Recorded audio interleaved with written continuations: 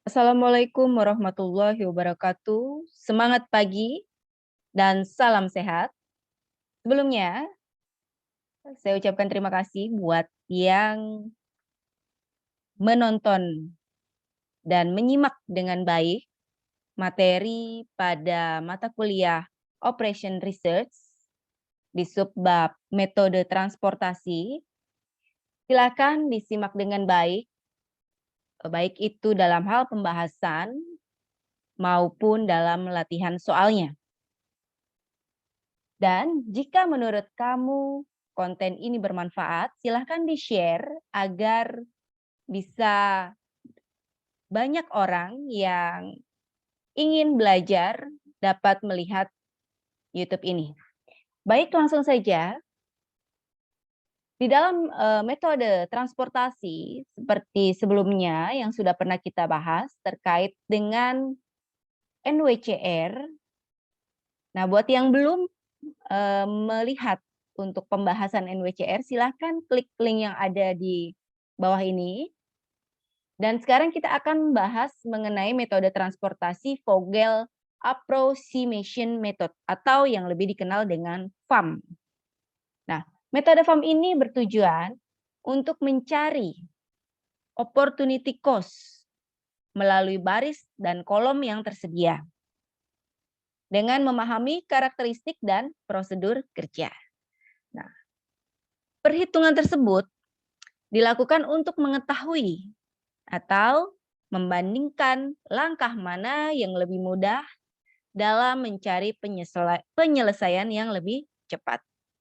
Nah, total biaya pengiriman yang diperoleh dari hasil perhitungan belum tentu ditemukan biaya yang termurah karena masih mungkin terjadi penekanan total biaya sehingga biaya tersebut menjadi jauh lebih murah. Ya. Jadi, di dalam Vogel Approximation Method atau yang kita kenal dengan FAM, ya, metode ini sering banget digunakan ya dalam pencarian biaya minimum pada masalah atau pada persoalan mengenai transportasi. Nah, namun banyak hal dan banyak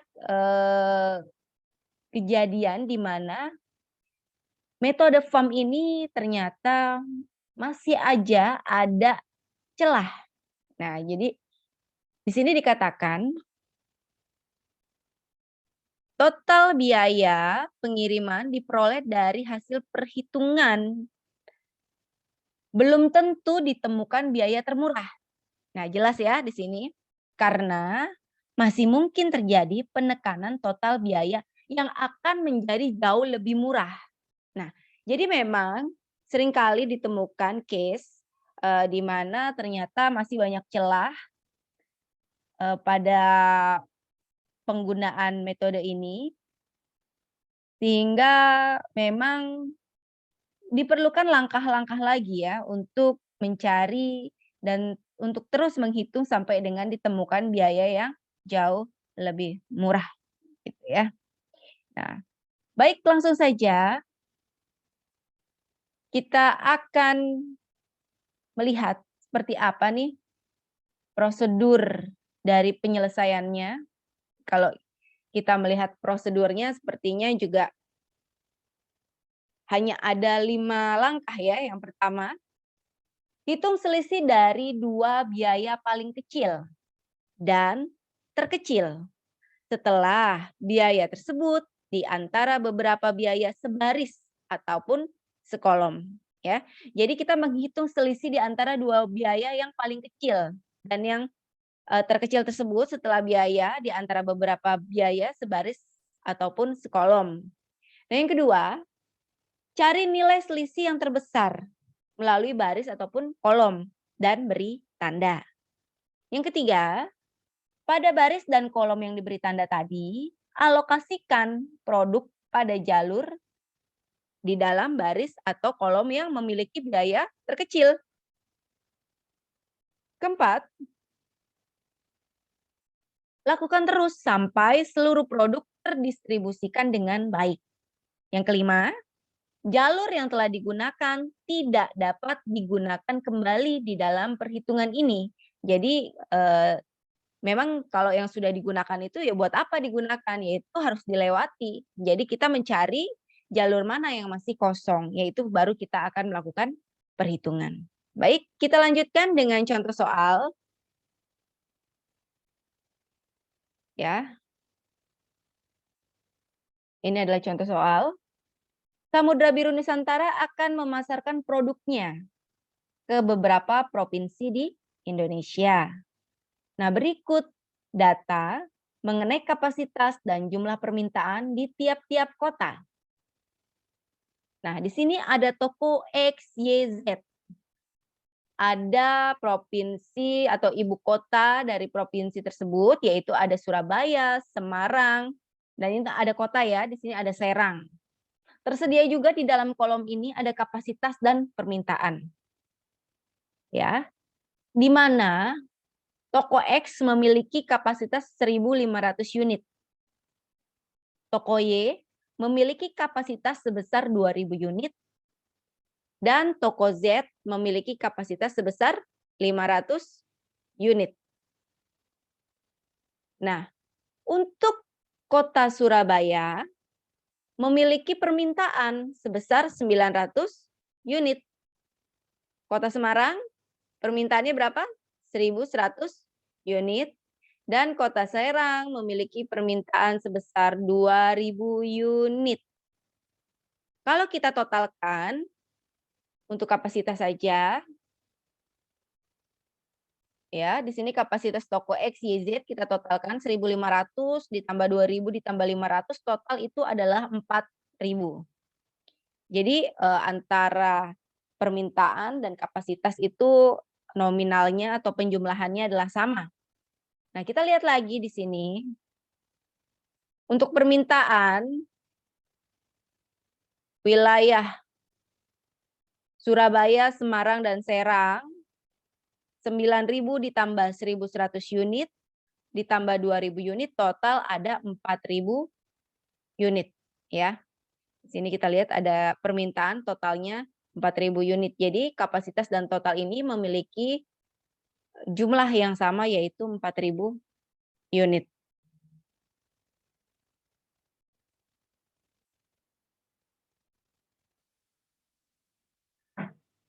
Baik, kita lanjutkan. Pertanyaannya adalah tentukan biaya transportasi dan jumlah atau biaya dari masing-masing kota yang telah didistribusikan. Baik, untuk langkah pertama, baik, ini adalah tabel ya, sama seperti tabel yang di awal. Untuk Surabaya, Semarang, Serang, toko X, Y, dan Z sama ya. Baik. Nilai ini apa sih? Sama seperti metode NWCR sebelumnya. Ini adalah biaya ya. Ini adalah biaya.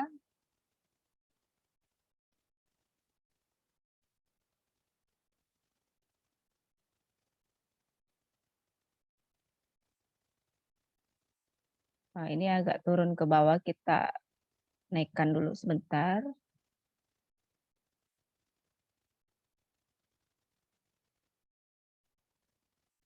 Baik. Nah, ini jumlah permintaannya ada 9.000 unit, 1.100 unit, 2.000, dan totalnya sama tadi seperti yang telah dijelaskan. Totalnya adalah 4.000. Nah, di dalam biaya ini, kita akan cari ya, untuk toko X, ini ada $8, ada $10, ada $6. Nah, kita cari dua biaya yang terkecil. Kita cari dua biaya yang terkecil dan kita hitung selisih dari dua biaya tersebut. Untuk toko X ini, kita lihat biaya terkecilnya adalah $8 dan $6. Selisih dari $8 dan $6 adalah 2. Ya, jadi kita tulis sini nih di pojok kanan 2. Kita lanjutkan ke toko Y. Kita cari lagi dua biaya terkecil dan kita hitung selisihnya. Toko Y ada $6, ada $5, ada $10. Baik, yang terkecil berapa? Ada 6 dan $5. Selisihnya 1. Baik, kita hitung 1 di sini kita tulis ya di pojok kanan. Kemudian untuk toko Z sama, kita cari juga dua biaya terkecil yaitu ada di $10 dan di $9. Selisihnya berapa? 1. Kita tulis lagi di sini. Baik. Kita lanjutkan untuk perhitungan wilayah kota, yaitu ada kota Surabaya, Semarang, dan Serang. Di Surabaya kita juga cari biaya terkecil, yaitu ada di $8, $6, ya. Kita hitung selisihnya adalah 2. Kita tulis lagi di sini. Selanjutnya, untuk Semarang, kita cari lagi 2 biaya terkecil, yaitu $5 dan $10. Selisihnya berapa? 5. Kita tulis lagi 5. Sama juga dengan Serang. Yang terkecil ada $6 dan $9. Selisihnya berapa? 3. Baik. Setelah kita lakukan perhitungan seperti ini, antara selisih tadi, mana selisih yang paling besar nilainya, ya? Kita lihat di sini. 211. 253. Selisih yang paling besar mana? Adalah 5. Ya, kita beri tanda aja dengan warna merah ya, terserah. Mau hijau, merah, silakan. Baik, kita lanjutkan. Nah, ini sebelumnya kita baca di sini ya untuk langkah pertama. Seperti yang tadi sudah kita lakukan perhitungan. Kita cari dengan menghitung selisih dari biaya yang terkecil pada masing-masing kota. Temukan hasil terbesar dari perhitungan selisih yaitu tadi angka 5. Artinya apa? Artinya kita akan mengisi kota Semarang terlebih dahulu nanti ya. Kemudian, hitung kolom kota yang memiliki hasil selisih yang lebih besar. Tadi yang memiliki hasil selisih yang lebih besar adalah kota Semarang. Kita lanjutkan. Langkah kedua,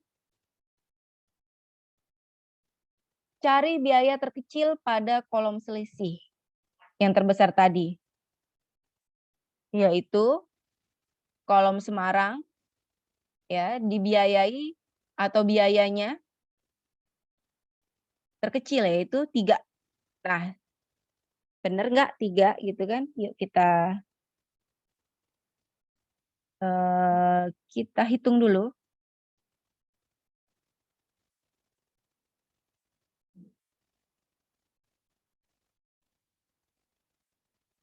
Tadi $5 ini, ini adalah 5 ya, hasil dari selisih $10 dikurangi $5.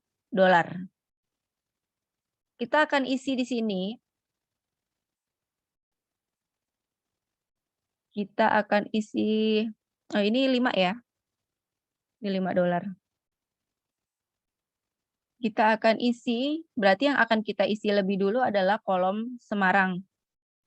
Karena dia adalah yang memiliki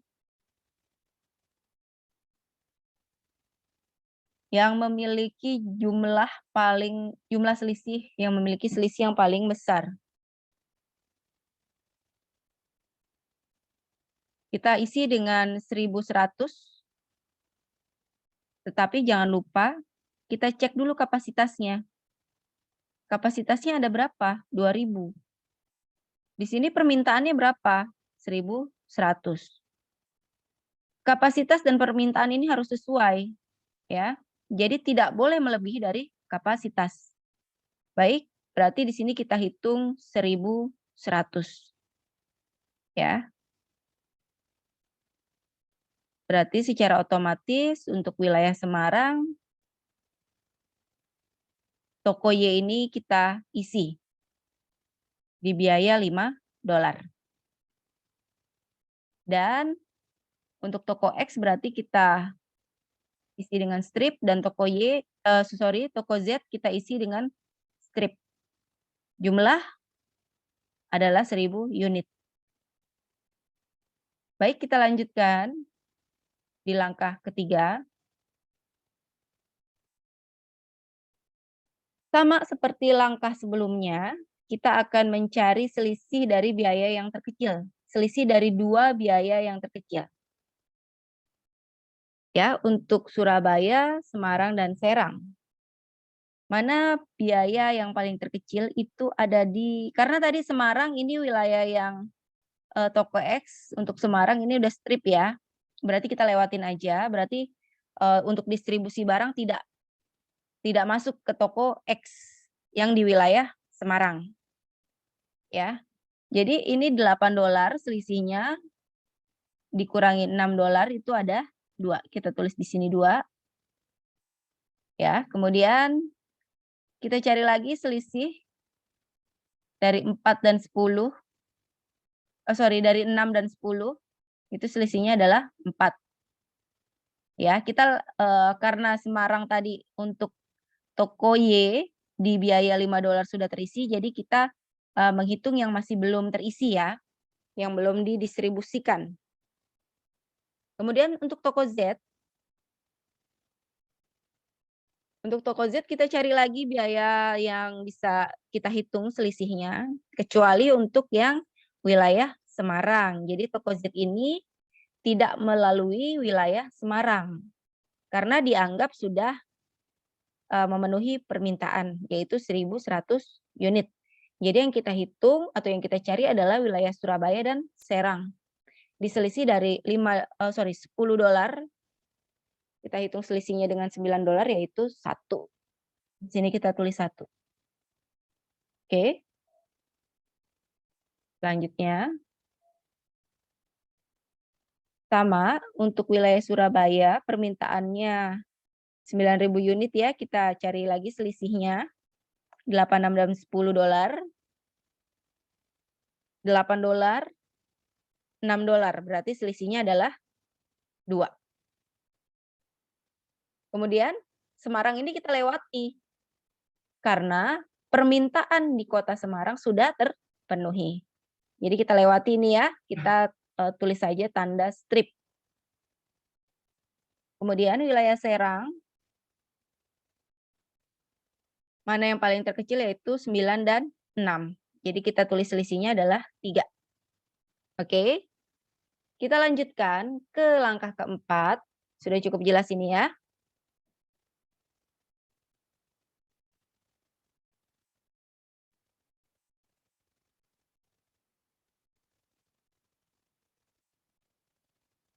Baik, untuk langkah keempat,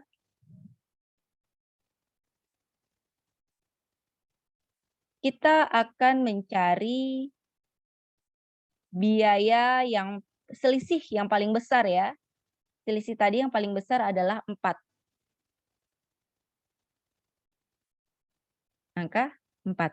Berarti kita akan mengisi kolom toko Y dulu nih. Kita akan cari untuk toko Y mau kita isi berapa. Ya. Nah, sini nih perbedaannya terlihat. Untuk toko Y yang baru terisi itu 1.100. Wilayah mana? Wilayah Semarang. Berarti masih ada produknya ya yang belum terdistribusi. Nah, karena permintaan di kota Surabaya sebesar 9.000 unit, jadi kita bisa isi juga dengan 900 unit. Ya, kita isi ini dengan 900 unit, sehingga Untuk wilayah Surabaya sudah terpenuhi, sehingga untuk toko X dan toko Z ini kita strip atau kita lewati nanti ya, tidak kita masukkan ke dalam jalur perhitungan. Kemudian, apa yang terjadi di toko Y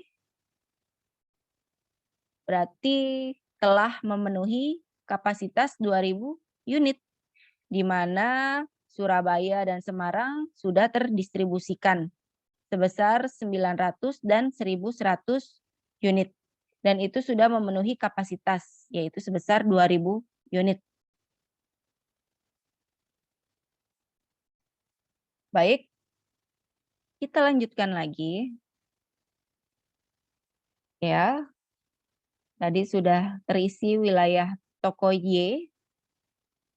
Kembali lagi kita akan menghitung selisih ya, selama jalur tersebut belum terisi. Kita lihat lagi, kita compare dulu dengan atasnya ya.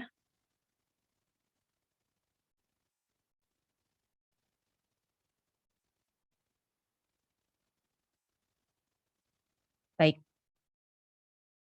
Kita compare. Jalur yang telah terisi tadi adalah jalur toko Y. Dan unitnya sudah full ya, sudah terdistribusi semua. Kembali lagi untuk toko X dengan kapasitas 1.500 unit. Ya, ini kan tadi masih kosong nih di sini. Belum terisi jalurnya. Kita lakukan perhitungan dulu. Dengan cara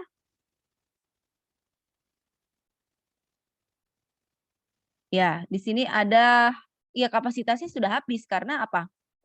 Karena di sini kota Surabaya, kota Semarang itu sudah terlewati. Jalur ini dilewatin aja gitu, nggak usah diisi. Karena kapasitasnya masih full 1.500 unit, kita isilah ini dengan 1.500 unit. Berarti 1.500 unit ini akan didistribusikan ke kota Serang. Apakah memenuhi untuk permintaan di 2.000 unit? Kita isi lagi jalur yang belum terisi. Ya, untuk toko Y, semua jalur sudah terisi, khususnya Surabaya Semarang. Untuk wilayah Serang, kita lewati saja ya. Kita lewati karena memang kapasitasnya itu sudah terpenuhi. Apa kabarnya untuk toko Z? Di sini kondisinya kita lihat, toko Z ini jalurnya sudah dilewati, Surabaya dilewati, Semarang dilewati. Hanya tinggal Serang. Serang belum terisi ya. Kapasitasnya berapa? 500 unit. Yuk kita isi dengan 500 unit. Diisi. Ya. Sudah. Untuk kapasitas sudah terpenuhi 500 unit. Di kota Serang juga sudah memenuhi permintaan sebesar 2.000. Di kota Semarang telah memenuhi permintaan sebesar 1.100 unit. Di kota Surabaya sudah memenuhi permintaan sebesar 900 unit. Ya. Baik, kita lanjutkan. Nah, setelah ini berarti proses perhitungan sudah selesai. Seluruh jalur yang akan menjadi tujuan distribusi produk sudah dilewati. Kesimpulannya bagaimana untuk menjawab pertanyaan tersebut? Nah, pertanyaannya kembali lagi kita baca. Tentukan biaya transportasi dan kota yang didistribusikan untuk masing-masing produk. Ya. Kita lihat untuk toko X. Toko X di sini kirim ke Serang 1.500 unit. Toko X kirim ke Serang sebesar 1.500 unit. Kita kalikan dengan biayanya berapa di sini? $6. Ya, kita tulis di sini. Kota Serang. Ya, toko X akan mengirim ke kota Serang sebesar 1.500 unit dengan biaya sebesar $6. Hasilnya berapa? $9.000. Untuk toko Y, kita lihat lagi ke sini. Toko Y, kita besarin dulu biar jelas. Untuk toko Y, wilayahnya mana aja? Ada Surabaya, 900 unit dikalikan $6. Ya, kita tulis dulu di sini toko Y 900 unit kali $6, total ada 5.400. Toko Z, distribusinya kemana? Ke Serang. Berapa biayanya? $9. Kita tulis di sini toko Z.